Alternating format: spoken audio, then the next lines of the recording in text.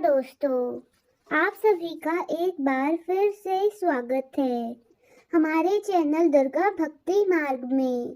आज मैं आप सभी को सुनाऊंगी मार्गशीर्ष माह में सुनी जाने वाली भगवान श्री गणेश जी की कहानी। एक समय की बात है, एक गांव में एक अंधी बुढ़िया माई रहती थी। उनके परिवार में उनका पति, बेटा और बहू थे। वे बहुत गरीब थे। उनके पति की तबीयत भी बहुत खराब रहा करती थी। बुढ़िया माई का प्रतिदिन गणेश जी की पूजा करने का एक नियम था। एक दिन गणेश जी महाराज बुढ़िया माई से प्रसन्न होकर उनके सामने प्रकट हुए और बोले, बुढ़िया माई, मैं तेरी पूजा से प्रसन्न हूँ। तू मुझसे कोई भी वरदान मांग ले। तब बुढ़िया माई बोली, हे कृपा निधान, मुझे तो वरदान मांगना ही नहीं आता।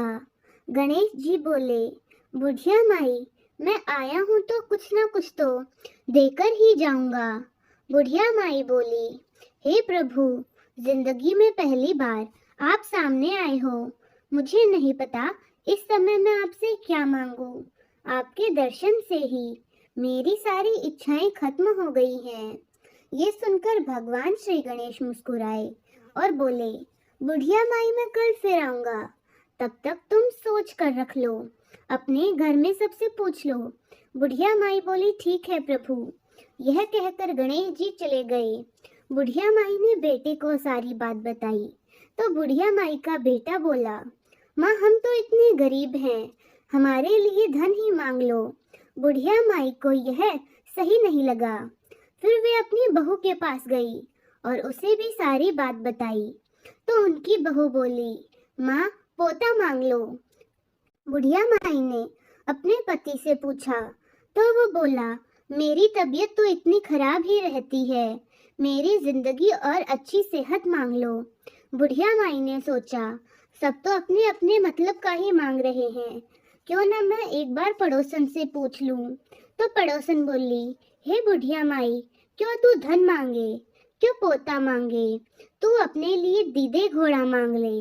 बुढ़िया माई घर आके सोचने लगी और फिर सोचने लगी कि मुझे कोई ऐसी चीज मांगनी चाहिए जिससे बेटा बहू भी खुश हो जाए, पति भी खुश हो जाए और मेरा काम भी हो जाए। बुढ़िया माई सारी रात सोचती रही। अगले दिन सुबह होने पर हर रोज की तरह ही बुढ़िया माई गणेश जी की पूजा करने लगी। उसके बाद फिर से गणेश जी प्रकट हुए और बोले, बुढ़िया माई, सोच लिया, बता क्या मांगना है।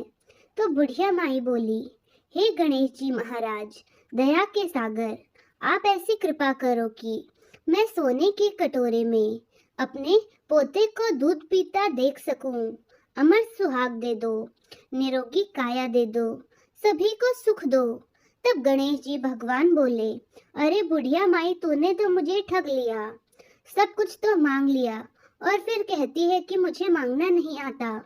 पर ठीक है, और तथास्तु कहकर गणेश जी भगवान अंतर्ध्यान हो गए। बुढ़िया माई के सब सुख हो गया। हे गणेश जी महाराज, जैसी कृपा आपने बुढ़िया माई पर करी वैसी सब पर करना। कहानी कहने वाले, सुनने वाले और हुकारा भरने वाले सबकी मनोकामनाओं को पूरा करना। जय हो गणेश जी महाराज की। तो दोस्तों, कैसी लगी आपको हमारी आज की यह कहानी? कमेंट्स में जरूर बताएं। धन्यवाद।